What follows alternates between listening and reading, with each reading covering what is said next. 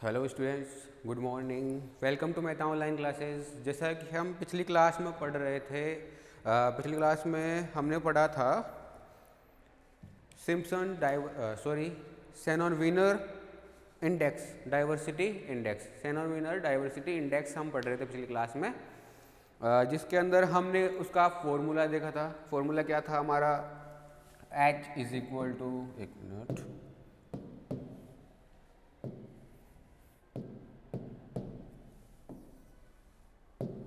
Formula क्या था हमारा? H is equal to summation of P I break multiply log base two P I.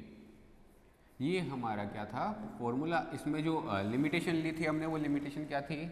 Limitation हमारी थी I is equal to 1 से लेकर के एस मतलब स्पीसीज के जितनी भी स्पीसीज के नंबर है, आई 1 स्पीसीज से लेके एक तो होगी एक स्पीसीज, और जितने भी आगे स्पीसीज के नंबर बढ़ते जाए उनके लिए, सबके लिए हम कैलकुलेट करते जाएंगे, आगे आगे बढ़ते जाएंगे। ठीक है, ये फॉर्मूला हमें मिला था।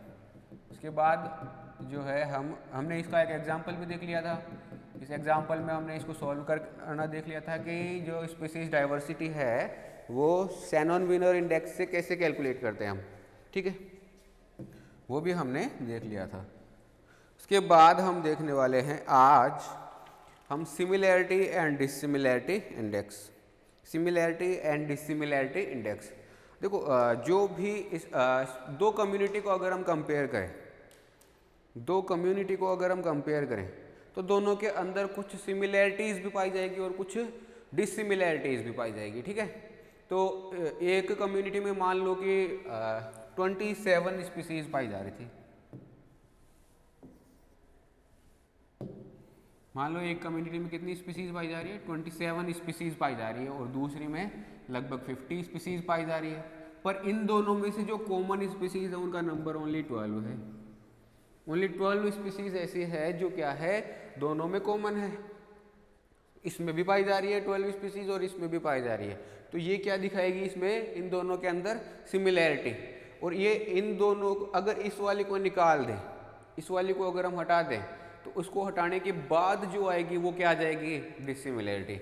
इसी के बेसिस पर ये वाला इंडेक्स काम करता है कि एक सैंपल में या एक कम्युनिटी जो हम दो कंपेयर कर रहे हैं, ठीक है, उसके अंदर कितनी स्पीसीज तो सिमिलर है और कितनी स्पीसीज डिसिमिलर है, आपस में सिमिलैरिटी शो नहीं कर रही है। ठीक है, तो ये वाली चीज़ें होती है। इसके लिए ना एक फॉर्मूला दिया इन्होंने, सिमिलैरिटी डिसिमिलैरिटी इंडेक्स में एक फॉर्मूला दिया जाता है। वो फॉर्मूला क्या है वो देख लेते हैं हम। फॉर्मूला है हमारा S is equal to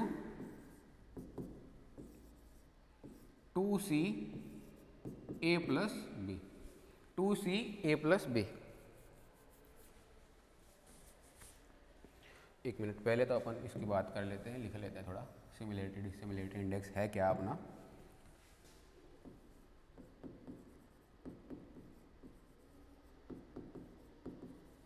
similarity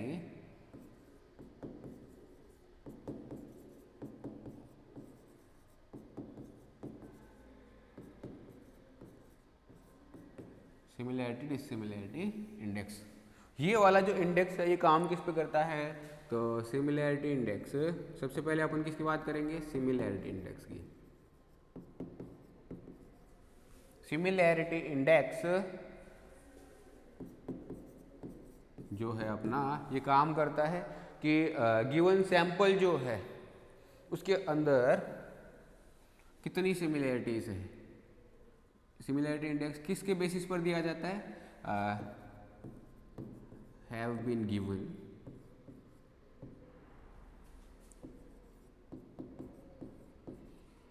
on the basis of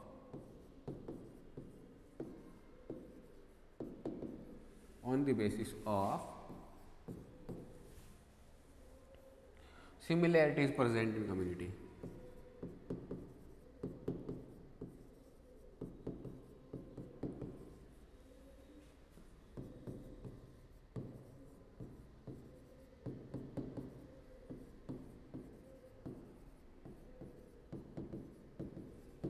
similarities present in community.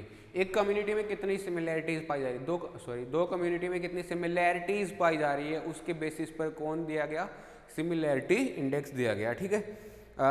और सिमिलैरिटीज जो इंडेक्स है उसके लिए फॉर्मूला है वो क्या है हमारा,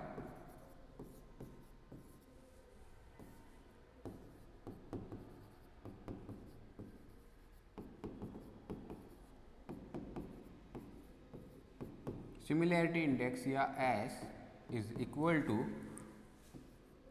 2c upon a plus B, 2c upon a plus B.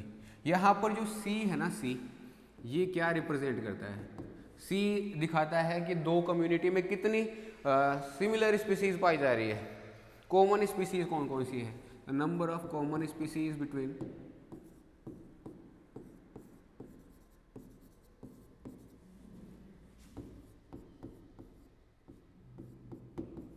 number of common species between communities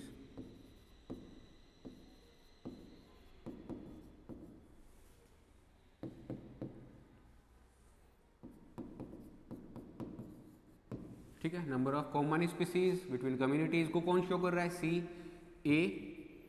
ए दिखा रहा है कि एक कम्युनिटी के अंदर नंबर ऑफ स्पीसीज कितनी है, number of species in community A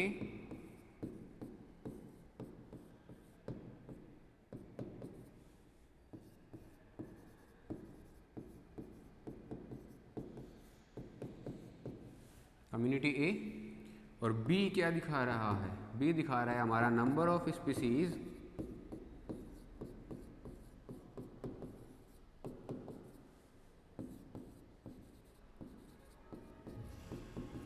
in community B, number of species in community B. Community B में नंबर ऑफ स्पीसीज कितना है वो शो करेगा हमारा बी, स्मॉल बी, और कम्युनिटी ए के अंदर कितनी स्पीसीज है, नंबर ऑफ स्पीसीज क्या है वो हमारा शो करेगा कि स्मॉल ए, स्मॉल बी और स्मॉल ए, ये दोनों रिप्रेजेंट कर रहे होते हैं, ठीक है। और जो कॉमन स्पीसीज है दोनों कम्युनिटी में, कम्युनिटी ए और कम्युनिटी बी, दोनों के अंदर जो कॉमन स्पीसीज का नंबर है उसको शो करेगा कौन, हमारा सी, ठीक है। तो ऐसे हम सिमिलैरिटी इंडेक्स को कैलकुलेट करते हैं, सिमिलैरिटी इंडेक्स को हम ऐसे देखते हैं। अब इसका एक एग्जाम्पल देख लेते हैं, ठीक है। जैसे कम्युनिटी ए, फॉर एग्जाम्पल हमारा फर्स्ट है, ठीक है। पहला एग्जाम्पल ले रहे हैं हम, इसमें क्या लिखेंगे, जैसे कम्युनिटी ए, ठीक है, यहाँ पे ऐसे लिख लेते हैं अपन,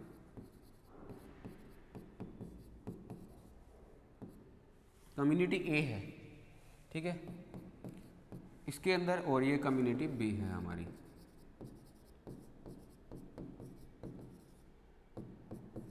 ठीक है। दोनों के अंदर जो स्पीसीज का नंबर है ए इज इक्वल टू कितना है, इसका अपन मान लेते हैं 50 है, ठीक है, और इसका भी कितना है, बी इज इक्वल टू 50 मान लेते हैं, चलो ठीक है, 50, दोनों का कितना हो गया 50 और 50।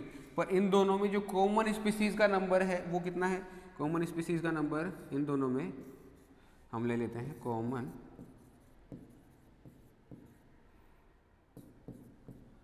C इज इक्वल टू मान लेते हैं 20, कि 20 स्पीसीज जो है इसके अंदर क्या है, कॉमन, 20 स्पीसीज दोनों में क्या है, कॉमन है, ठीक है। इसको यहाँ नहीं, यहीं लिख लेते हैं, एक काम करते हैं,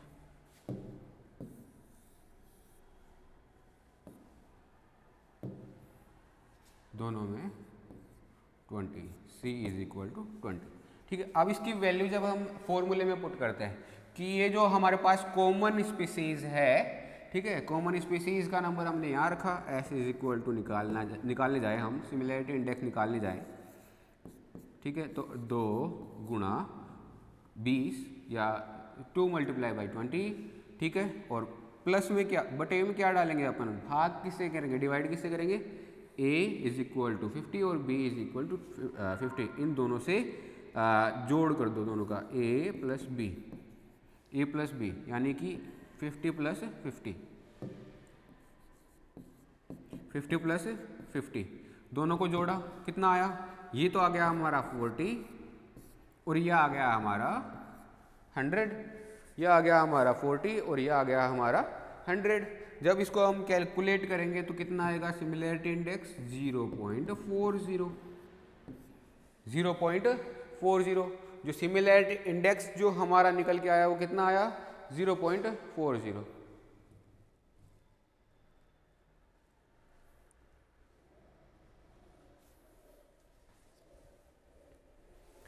ठीक है, ये तो हो गया हमारा एक एग्जांपल। एक और देख लेते हैं, जैसे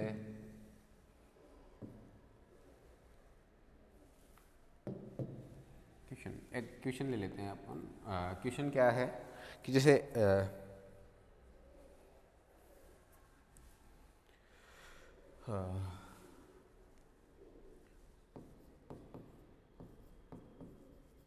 total 19 species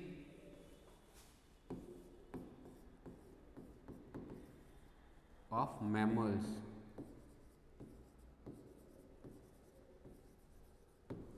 mammals in Western Ghat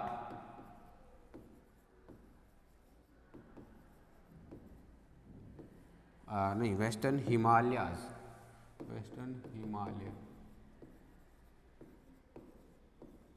western Himalaya, ठीक है, एंड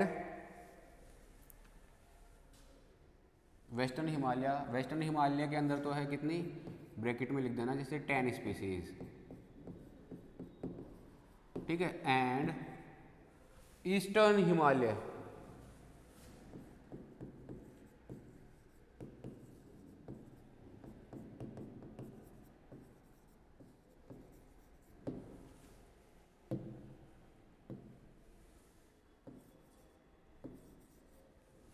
हिमालयाज, ईस्टर्न हिमालयाज, इसके अंदर ईस्टर्न हिमालय जो है वहां पर पाई जा रही है कितनी 9 स्पीसीज, दोनों में मिलाकर के कितनी है 19 स्पीसीज। वेस्टर्न में कितनी है 10 स्पीसीज और ईस्टर्न में है अपनी 9 स्पीसीज है, ठीक है। इन दोनों में से क्या है कि 5 एंड 5 स्पीसीज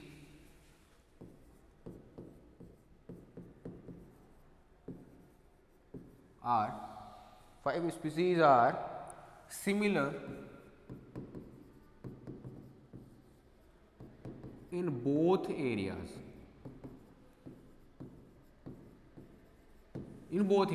बोथ एरिया के अंदर जो है 5 स्पीसीज क्या है हमारी सिमिलर है। ये पूरी टोटल स्पीसीज तो कितनी पाई जा रही है 19 में से वेस्टर्न में कितनी है 10, ईस्टर्न में कितनी है 9 और 5 उनमें से सिमिलर स्पीसीज है। इन दोनों एरिया में जो सिमिलर स्पीसीज है उनका नंबर कितना है हमारे 5 है, ठीक है। ये देख लिया हमने क्वेश्चन, तो बताओ then calculate the similarity index.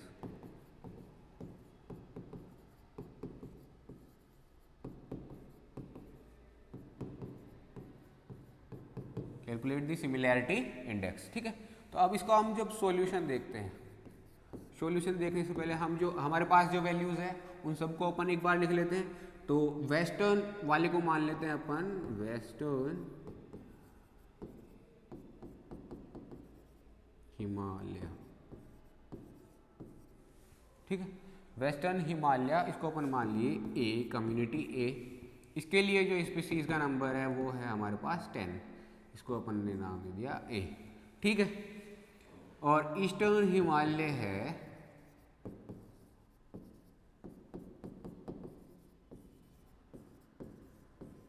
जो है उसको अपन ने कम्युनिटी मान लिया कौन सी बी, और इसके लिए जो स्पीसीज का नंबर है वो हमारा है कितना बी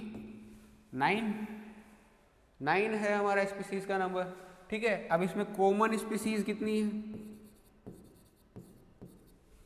कॉमन या सिमिलर स्पीसीज,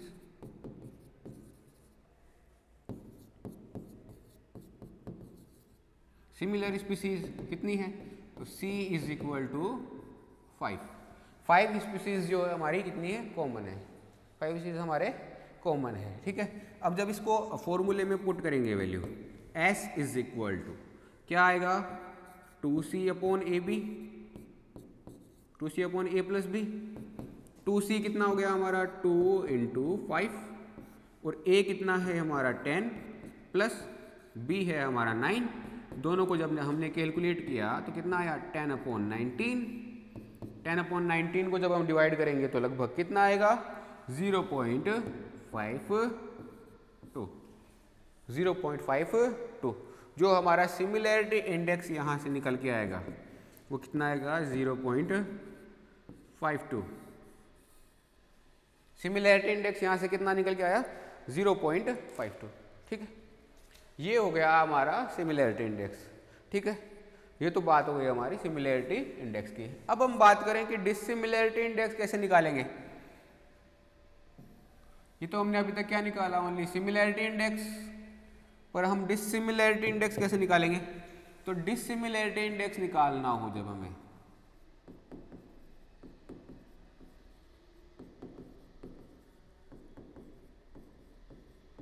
डिसिमिलैरिटी इंडेक्स जब हमें निकालना हो, ठीक है, तो कैसे निकालेंगे। इसको अपन रिप्रेजेंट कर देते हैं किससे, डी से। डी, इसको निकालने का फॉर्मूला है 1 minus S.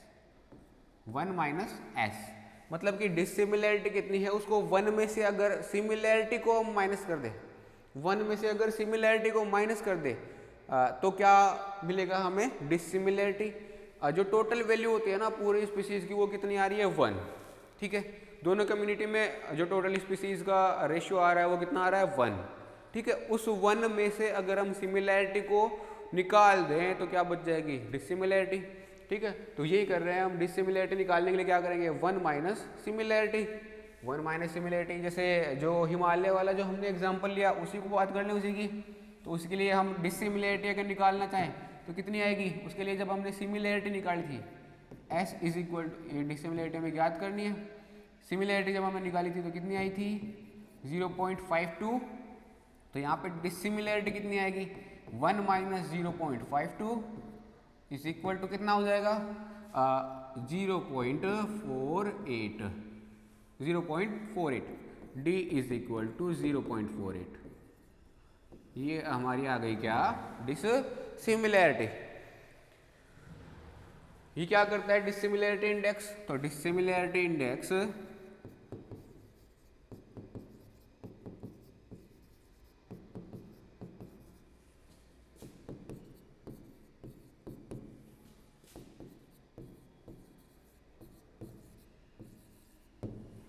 measures the differences between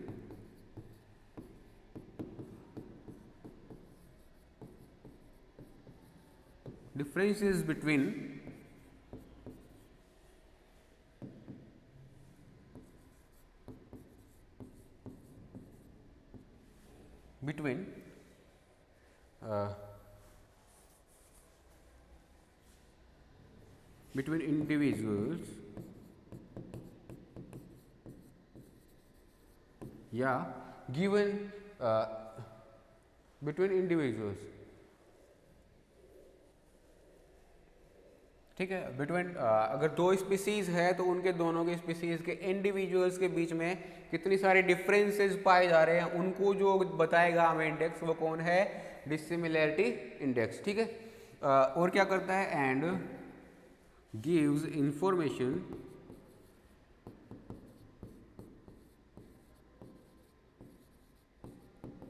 information about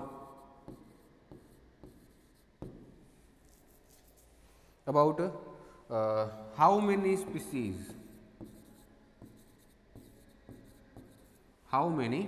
total number of species या species how many species are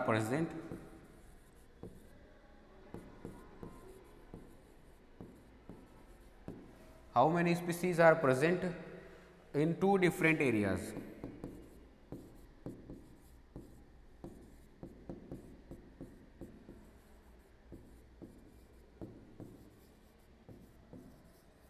in two different areas, दो डिफरेंट एरियाज के बीच में कितनी मतलब डिफरेंट टाइप की जो स्पीसीज पाई जा रही है वो कितनी है ये कौन बताता है हमें? Dissimilarity index. ठीक है, तो दो चीजें देख लिया हमने, एक सिमिलैरिटी इंडेक्स और एक डिसिमिलैरिटी इंडेक्स। सिमिलैरिटी इंडेक्स हमें बताता है कि कितनी सिमिलर स्पीसीज पाई जा रही है, कितनी सिमिलर कॉमन स्पीसीज दो कम्युनिटीज के बीच में पाई जा रही है। ठीक है, दो कम्युनिटीज के बीच में कितनी कॉमन स्पीसीज पाई जा रही है, ये तो हमें बताएगा सिमिलैरिटी इंडेक्स। इसका हमने फॉर्मूला देखा, S is equal to 2C upon A plus B.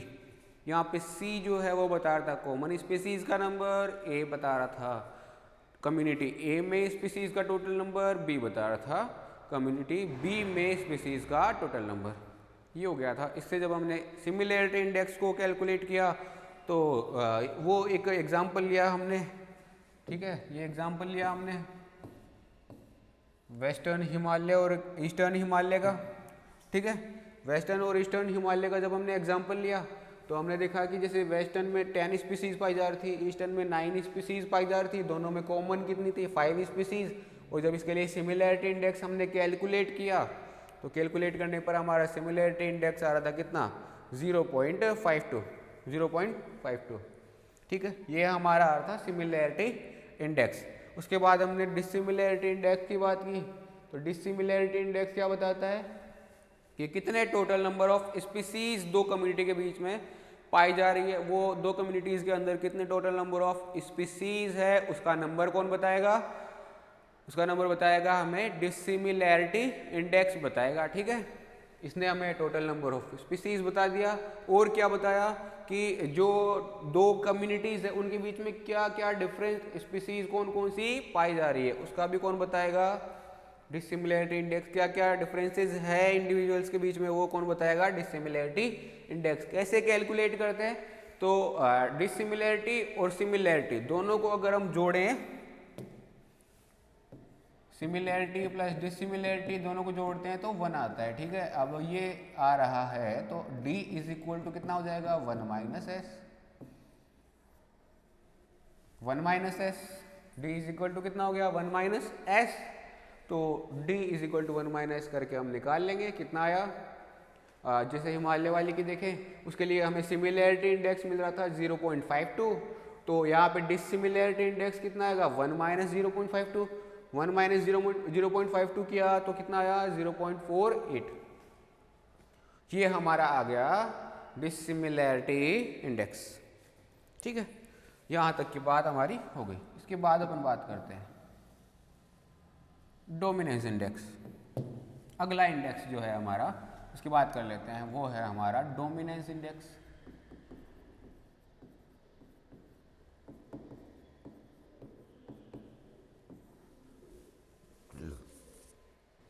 Dominance index, सबसे पहले तो अपन बात कर लेते हैं डोमिनेंस किसको बोल रहे हैं अपन। डोमिनेंस किसको बोल रहे हैं? ठीक है, डोमिनेंस हम उसको बोलते हैं जो मतलब एक स्पीसीज है, ठीक है, वो पूरी कम्युनिटी के अंदर डोमिनेंट फीचर शो कर रही है। मतलब अगर वो स्पीसीज उस कम्युनिटी के अंदर है तो वो स्पीसीज क्या करेगी? एनर्जी के फ्लो को भी रेगुलेट करेगी। ठीक है, सबसे ज़्यादा मोस्ट सक्सेसफुल स्पीसीज भी वही होगी। डोमिनेंट स्पीसीज की अपन बात करें तो सबसे पहले अपन डोमिनेंट स्पीसीज की बात कर लेते हैं। चलो, डोमिनेंट स्पीसीज अपन किसको बोलेंगे?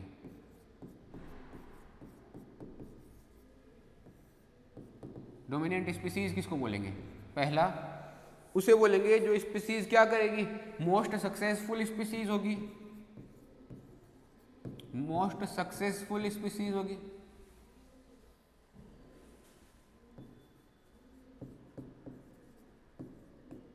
जो स्पीसीज सबसे ज्यादा सक्सेसफुल स्पीसीज होगी, ठीक है, उसको बोलेंगे एक तो। एंड मोस्ट एक कम्युनिटी के अंदर जो मोस्ट सक्सेसफुल स्पीसीज है वो डोमिनेंट स्पीसीज होगी। दूसरा जो अदर स्पीसीज है, अदर स्पीसीज है वो ग्रो करती है, grow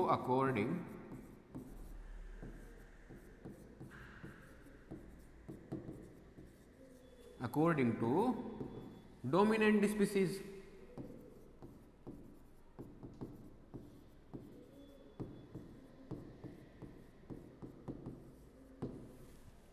other species grow according to dominant species, dominant species के अकॉर्डिंग ग्रो करती है, अदर स्पीसीज जो है वो ग्रो करेगी, लेकिन कैसे ग्रो करेगी, अदर स्पीसीज डोमिनेंट स्पीसीज के अकॉर्डिंग ग्रो करेगी। अगर वो डोमिनेंट स्पीसीज किसी स्पीसीज को जितना रखना चाहेगी उतना ही वो रहेगी, ठीक है। तो ये हो गया। और क्या करती है इकोलॉजिकल डोमिनेंट स्पीसीज जो है वो क्या करेगी, एनर्जी फ्लो को रेगुलेट करेगी। Ecological dominant species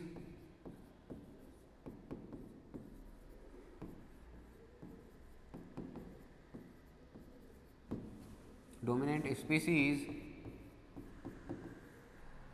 can regulate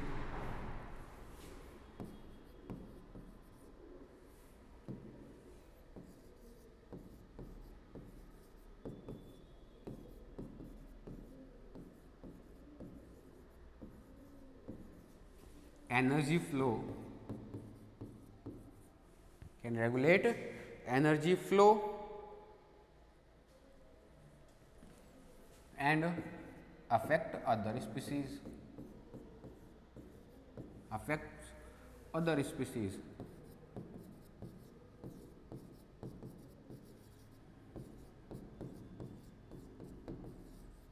other species को भी अफेक्ट करती है और एनर्जी फ्लो को भी क्या करती है, रेगुलेट करती है। उसको हम क्या बोलते हैं, डोमिनेंट स्पीसीज, ठीक है, डोमिनेंट स्पीसीज, ठीक है, ये हो गया। और डोमिनेंट स्पीसीज और किसको बोलेंगे, जो जिसकी प्रोडक्टिविटी मैक्सिमम होगी। डोमिनेंट स्पीसीज वो species whose productivity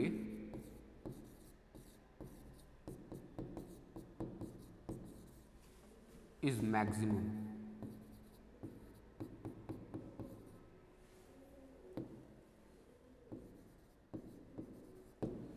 whose productivity is maximum, जिसकी प्रोडक्टिविटी क्या होगी, मैक्सिमम होगी, उसको हम क्या बोल देंगे, डोमिनेंट स्पीसीज, ठीक है। ये तो हो गई हमारी डोमिनेंट स्पीसीज की बात, ठीक है। जैसे जैसे जिस भी कम्युनिटी के अंदर, जिस भी कम्युनिटी के अंदर डोमिनेंट स्पीसीज पाई जाएगी वो क्या क्या करेगी, उसका इकोलॉजिकल जो एनर्जी फ्लो है उसको रेगुलेट करेगी, ठीक है। अदर स्पीसीज जो है उनके नंबर को बढ़ने को या घटने को भी रेगुलेट कौन करेगी, इकोलॉजिकल डोमिनेंट स्पीसीज ये करेगी, ठीक है। और डोमिनेंट स्पीसीज जो है वो उसका जो डोमिनेंस है, ठीक है, डोमिनेंस है,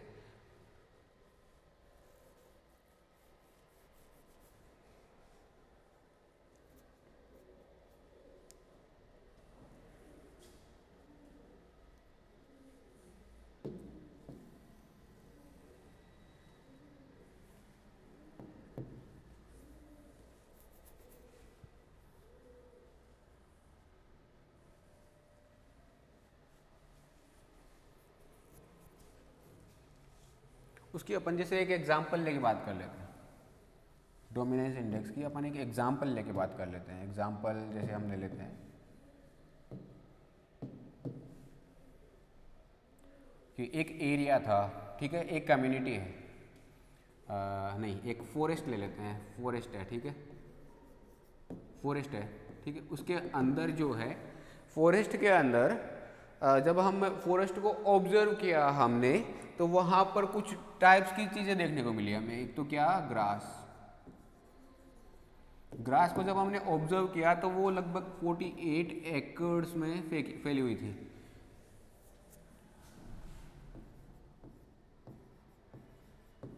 एकर्स में फैली हुई थी, ठीक है, 48 एकर्स में फैली हुई थी, ठीक है, ये हो गया। और जब हमने कैटल्स को ऑब्जर्व किया, जब हमने कैटल्स को ऑब्जर्व किया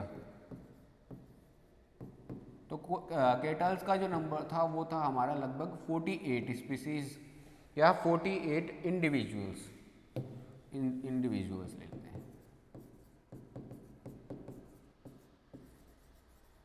48 इंडिविजुअल्स थे, ठीक है। कैटल्स का नंबर कितना हो गया, 48 इंडिविजुअल्स। उसके अलावा जो शिप है, शिप, ठीक है, उसका नंबर हमारा आया 1 इंडिविजुअल।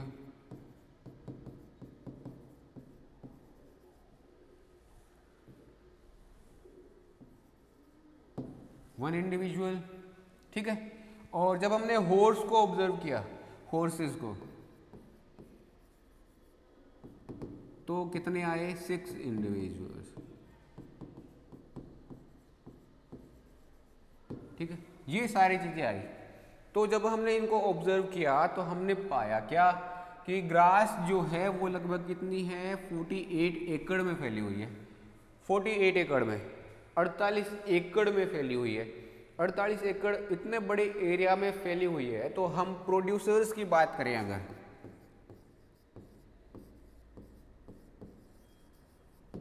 प्रोड्यूसर्स की बात करें तो उसके अंदर जो डोमिनेंट स्पीसीज है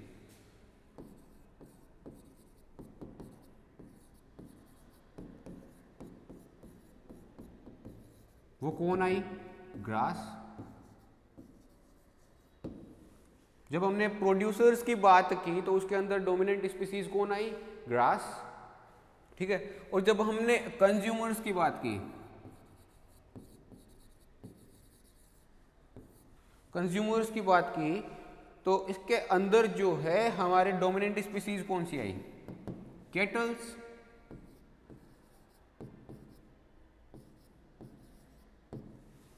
कैटल्स जो जब हमने कंज्यूमर्स की बात की तो डोमिनेंट स्पीसीज कौन है? कैटल्स। और जब हमने प्रोड्यूसर्स की बात की तो उसके अंदर डोमिनेंट स्पीसीज कौन है? ग्रास। ठीक है। जिसकी प्रोडक्टिविटी सबसे ज़्यादा होगी, जिसका नंबर सबसे ज़्यादा होगा, वो स्पीसीज क्या होगी? Dominant species. ये तो हो गई डोमिनेंट स्पीसीज की बात। ठीक है। इसके बाद अपन बात करते हैं कि डोमिनेंट स्पीसीज जो है वो करती क्या क्या है।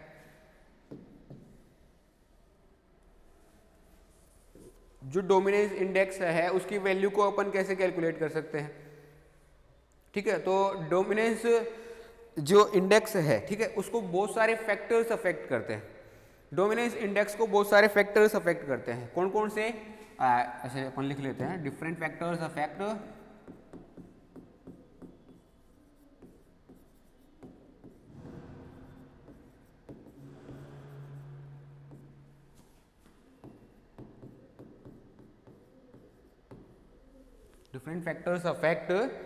the dominance of the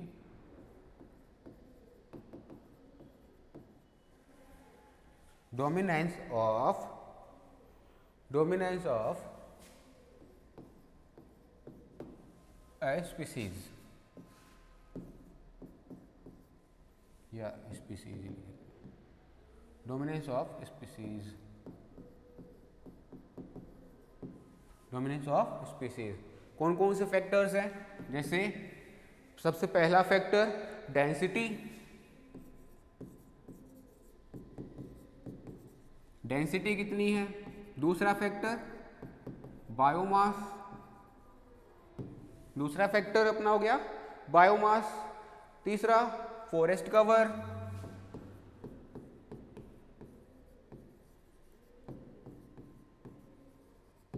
forest cover कि फॉरेस्ट ने कितना कवर किया हुआ है। ठीक है। फ्रीक्वेंसी अगला है हमारा, फ्रीक्वेंसी।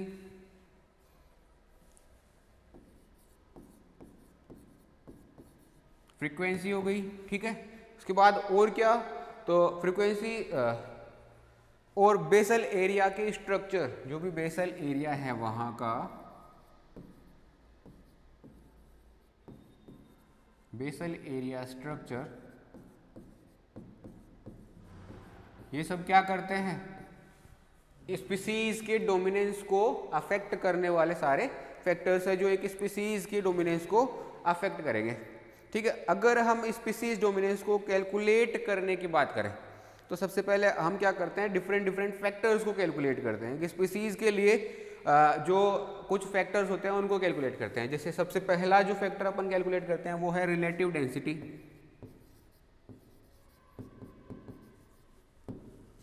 रिलेटिव डेंसिटी कैलकुलेट करते हैं अपन पहले। रिलेटिव डेंसिटी कैसे कैलकुलेट करते हैं? रिलेटिव डेंसिटी कैलकुलेट करने के लिए हम क्या करते हैं, number of individuals of species, कौन सी स्पीसीज जिसको हमें डोमिनेंस कैलकुलेट करनी है, जिसकी हमको डोमिनेंस कैलकुलेट करनी है, उसके नंबर ऑफ इंडिविजुअल्स, ठीक है, number of individuals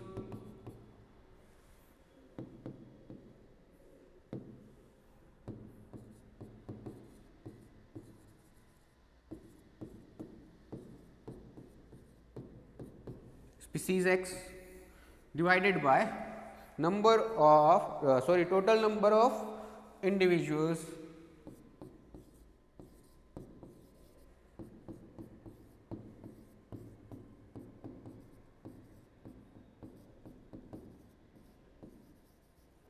total number of individuals। एक बार इसको ऐसे नहीं ऐसे लिख लेते हैं, स्पीसीज एक्स, ठीक है, और इसको मल्टीप्लाई कर देते हैं किससे, 100 से, मल्टीप्लाई बाय 100। ये तो हो गई हमारी क्या, रिलेटिव डेंसिटी। सबसे पहले अपन क्या कैलकुलेट करते हैं, रिलेटिव डेंसिटी। उसके बाद हम दूसरा जो चेक करते हैं वो क्या है हमारा, पहला तो हमने क्या किया, रिलेटिव डेंसिटी कैलकुलेट की, उसके बाद हम रिलेटिव फ्रीक्वेंसी कैलकुलेट करते हैं।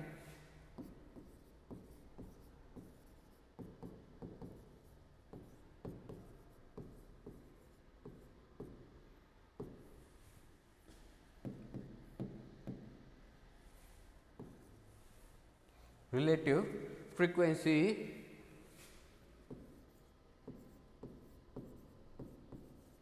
ठीक है, ये कैलकुलेट करने के लिए हम क्या करते हैं, number frequency of species x, इसके लिए सबसे पहले तो क्या देखना पड़ेगा, frequency of species X divided by total frequency of all species.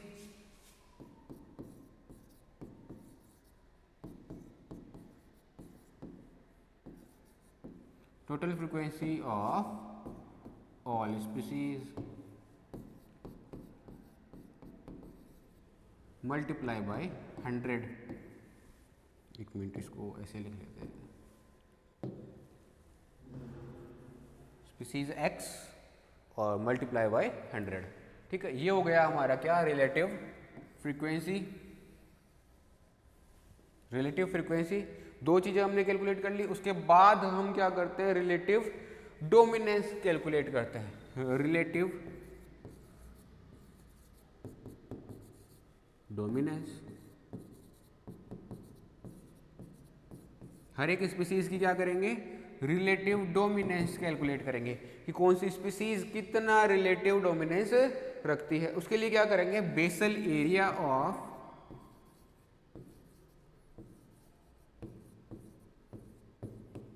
Species X, ठीक है, divided by basal area of all species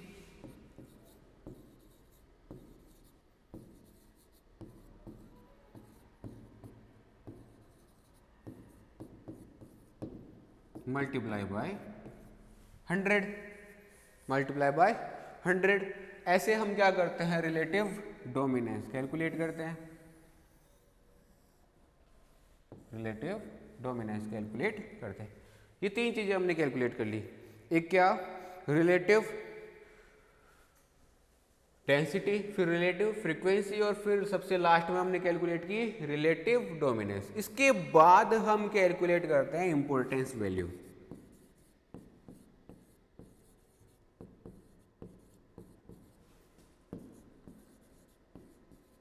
importance value कैसे कैलकुलेट करते हैं, तो इंपॉर्टेंस वैल्यू कैलकुलेट करने के लिए ही तो हमने ये सारी चीजें कैलकुलेट की है, ठीक है। तो इसको अपन लिख देते हैं। अब पहले तो क्या, रिलेटिव डेंसिटी,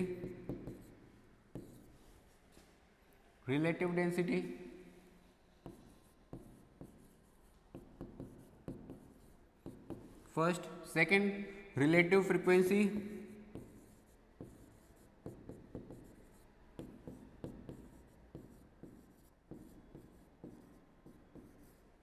प्लस सबसे लास्ट में रिलेटिव डोमिनेंस।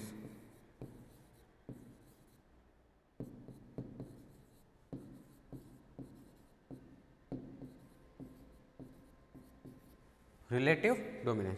ये तीन चीज़ों को जोड़ करके हम क्या निकालते हैं, इम्पोर्टेंस वैल्यू। जो इम्पोर्टेंस वैल्यू है वो कितनी हो सकती है, तो इसकी बात कर ले। इम्पोर्टेंस वैल्यू जो है हमारी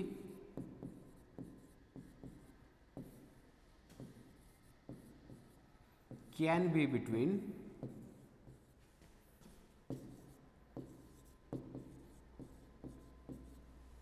0 to 300।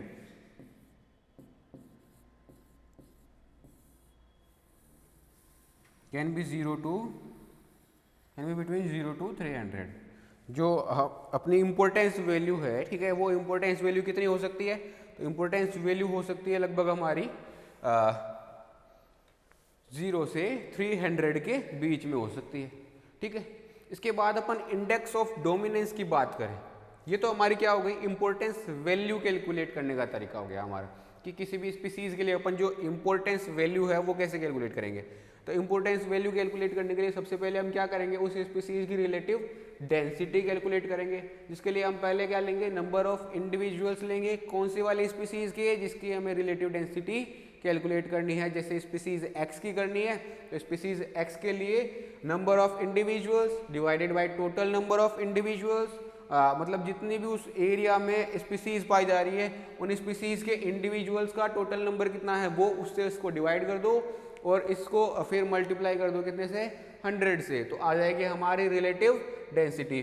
उसके बाद रिलेटिव फ्रीक्वेंसी हम कैलकुलेट करते हैं। रिलेटिव फ्रीक्वेंसी के लिए क्या करेंगे, फ्रीक्वेंसी ऑफ स्पीसीज एक्स, मतलब एक एरिया में कितने डिस्टेंस के बाद में वो इंडिविजुअल्स रिपीट हो रहे हैं, ठीक है, वो हो गई उसकी frequency. Frequency of species X divided by total frequency of all species, जितनी स्पीसीज उस कम्युनिटी के अंदर पाई जा रही है उन सारी स्पीसीज की टोटल फ्रीक्वेंसी हो गई। उससे हमने उसको कर दिया डिवाइड और मल्टीप्लाई कर दिया किससे, 100 से। ये आ गई हमारी रिलेटिव फ्रीक्वेंसी। उसके बाद हम कैलकुलेट करते हैं क्या, रिलेटिव डोमिनेंस। रिलेटिव डोमिनेंस को हम कैसे कैलकुलेट करते हैं कि एक स्पीसीज एक्स जो है उसके इंडिविजुअल्स ने कितना एरिया कवर करके रखा हुआ है, वो हो गया उसका basal area of species X, ठीक है। और total basal area of all species, उससे हमने कर दिया इसको डिवाइड। जैसे एक एग्जांपल ले लें कि जैसे स्पीसीज एक्स जो है उसने लगभग 2 किलोमीटर का एरिया कवर किया हुआ है और जो टोटल एरिया है हमारा वो आ रहा है हमारा 100 किलोमीटर, ठीक है। तो इसको जो रिलेटिव डोमिनेंस आएगी वो कितनी आएगी, 0.02 इंटू 100, इसको मल्टीप्लाई किया तो कितना आया, 2%। ओनली 2% इसकी रिलेटिव डोमिनेंस आई, ठीक है।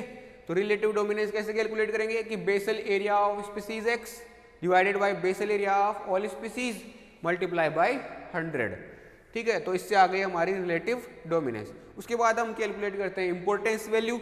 इंपॉर्टेंस वैल्यू कैसे कैलकुलेट करते हैं, तीनों जो स्पीसीज के लिए, एक स्पीसीज एक्स के लिए हमने जो रिलेटिव डेंसिटी, रिलेटिव फ्रीक्वेंसी और रिलेटिव डोमिनेंस निकाली, उन सबको क्या कर दो, ऐड कर दो। ऐड करने से क्या होगा, इंपॉर्टेंस वैल्यू निकल के आएगी। वो आएगी कितनी, तो वो आएगी लगभग हमारी 0 से लेकर के 300 के बीच में। ये हमारी हो गई क्या, डोमिनेंस के लिए जो इंपॉर्टेंस वैल्यू है, डोमिनेंट स्पीसीज के लिए जो इंपॉर्टेंस वैल्यू है वो हमने कैलकुलेट कर ली ऐसे, ठीक है। इसके बाद अपन बात करते हैं इंडेक्स ऑफ डोमिनेंस। डोमिनेंस का इंडेक्स, इंडेक्स कैसे लिखते हैं, तो इंडेक्स ऑफ डोमिनेंस कैसे कैलकुलेट करते हैं, तो इंडेक्स ऑफ डोमिनेंस को सबसे पहले रिप्रेजेंट करते हैं सी से, ठीक है। सी से रिप्रेजेंट कर दिया। सी से रिप्रेजेंट करने के बाद में एन आई, मतलब उस स्पीसीज, एक स्पीसीज के जितने इंडिविजुअल्स हैं उनको अपन बोल रहे हैं, उसकी इंपॉर्टेंस को अपन बोल रहे हैं एन आई। एक स्पीसीज के लिए जो हमने इंपॉर्टेंस कैलकुलेट की थी उसको अपन बोल रहे हैं एन आई, ठीक है। एन इंपॉर्टेंस, एक स्पीसीज की importance divided by importance of total value, जो पूरी स्पीसीज जो है, पूरा कम्युनिटी जो है उसके लिए इंपॉर्टेंस कितनी है वो, ठीक है। वो आ गया। इसको कर दो स्क्वायर इसका, ये लो, ये है हमारा इंडेक्स ऑफ डोमिनेंस। हमने जो इंपॉर्टेंस निकाली उधर फॉर्मूले से, उसको हम क्या कर देंगे यहाँ पर उसका टोटल पूरा करके इंपॉर्टेंस को और इसको डिवाइड करके, एक स्पीसीज की इंपॉर्टेंस को टोटल स्पीसीज की इंपॉर्टेंस से डिवाइड करके उसको कर देंगे स्क्वायर। ये हमारी आ जाएगी total index of dominance, dominance का इंडेक्स। जैसे एक स्पीसीज के लिए ले लेते हैं अपन, है ना, ठीक है, कि 5 स्पीसीज पाई जा रही है। एग्जाम्पल ले लेते हैं एक, ठीक है। एग्जाम्पल में अगर हम बात करें तो if 5 species are found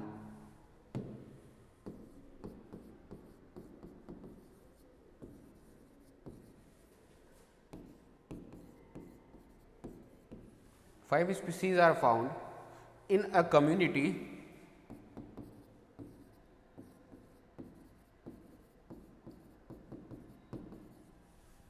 a community in which out of which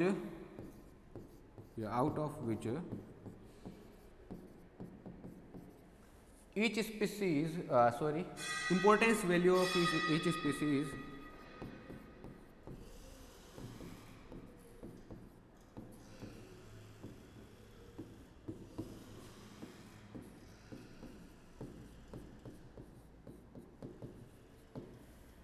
importance value of each species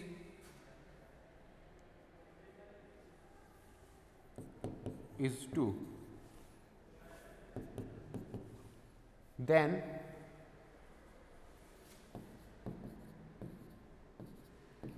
what is importance index dominance index? What is dominance index? Dominance index है वो क्या होगा, ठीक है। जब इसको कैलकुलेट करने जाएंगे तो C इज इक्वल टू कितना, एक स्पीसीज X के लिए 5 स्पीसीज टोटल है, उसमें से हमें एक स्पीसीज का निकालना है। एक स्पीसीज के लिए कितना आएगा 2, हर एक का कितना है 2, इंपॉर्टेंस वैल्यू कितनी है 2, ठीक है, वो हो गई। उसके अलावा फिर हर एक स्पीसीज 5 स्पीसीज की टोटल इंपॉर्टेंस कितनी आई, तो 5 की 5 को जोड़ लो, ऐड कर लो, ठीक है, और उसका क्या कर देंगे अपन, स्क्वायर कर देंगे। जब हमने इसको कैलकुलेट किया तो कितना आया 4 डिवाइडेड बाई 10 ना